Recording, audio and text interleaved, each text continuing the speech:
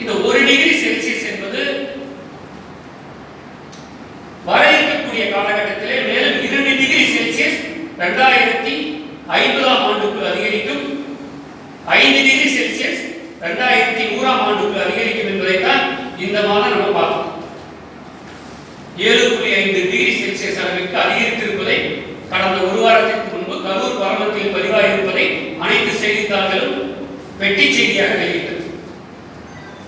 ஆக இந்த வெப்ப காலம் என்பது ஒரு 4 மாதம் நீங்க கோடை காலம் என்று எடுத்துக்கொண்டால், பிப்ரவரி, மார்ச், ஏப்ரல், மே 4 மாதம் நீங்கள் கோடை காலம் என்று எடுத்துக்கொண்டால், இந்த கோடை காலத்திலே 60% நாட்கள் இந்த 1 டிகிரி செல்சியஸுக்கு மேல இருக்கும்னு கடந்த ஆய்வுகள் சொல்லுகிறது. இன்றைக்கு கடந்த 25 நாட்களாக நமக்கு அந்த 100 டிகிரி ஃபாரன்ஹீட்டுக்கு மேல இருக்கக்கூடிய நகரங்களுடைய எண்ணிக்கை அந்த 15 அப்படியே இருக்குது. ஆக வர இருக்கக்கூடிய வெப்பமண்டலம் என்பது எப்படி இருக்கும்னா, நீங்க யூஸ் பார்க்கணும். 120 நாட்கள் கோடை நாட்கள் என்று சொன்னால், அந்த கோடை நாட்களில் இயல்பை விட வெப்பநிலை 60% நாட்கள் 5 டிகிரி செல்சியஸ் அதிகமாக, 60% நாட்கள். இது பகல் நேர வெப்பநிலை. இதற்கு சரியாக இன்னும் 1 டிகிரி அதிகமாக 6 டிகிரி செல்சியஸ் அளவிற்கு இரவு நேர வெப்பநிலை அதிகமாக இருக்கும். எத்தனை நாட்களுக்கு? 70% நாட்களுக்கு. 70% நாட்கள். போன வாரம் அறிஞர் அண்ணா அவர்கள் எழுதிய ஓரிரவு நாடகம் படிச்சேன். ஆசாத்தண்ணன் அதெல்லாம் படிச்சிருக்காரு. ஆசாத்தண்ணன் படிச்சிருந்தாருன்னா அந்த கதை சொக்க பழிச்சாங்க என்று சொல்லியிருக்காரு. அறிஞர் அண்ணா அவர்கள் ஒரே இரவு என்ன ஒரு கற்பனை வரும், என்ன ஒரு தமிழறிவு, அப்படியே புல்லரிச்சிருச்சு எனக்கு. நைட் 2 மணி வரைக்கும் படிச்ச தூக்கம் நடந்துருச்சு. தூங்குற மாதிரி இருந்தப்ப புத்தகத்தை எடுத்து வச்சு படிச்சு முடிச்சிருவோம் ஆர்வத்தில் படிச்ச 50% நான் படிச்சேன்.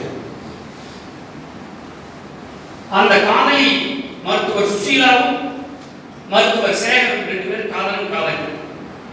இவர்கள் 2 பேரும் இரவு 8 மணிக்கு மேலே அந்த கிராமத்தில் இருக்கக்கூடிய அந்த பூந்தோட்டத்தில் அமர்ந்து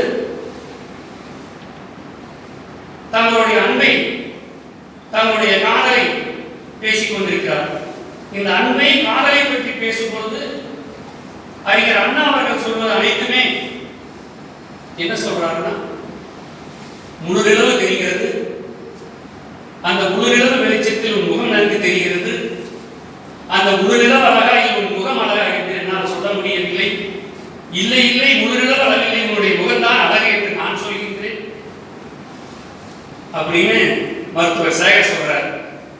மத்தியில் பேரது ஞாபகம் இல்லை, தூங்குற மாதிரி இருந்து தூக்க காய்ச்சிட்டாங்க. என்ன முழு நிலவு அழகில்லை, உன்னுடைய முகம் அழகு.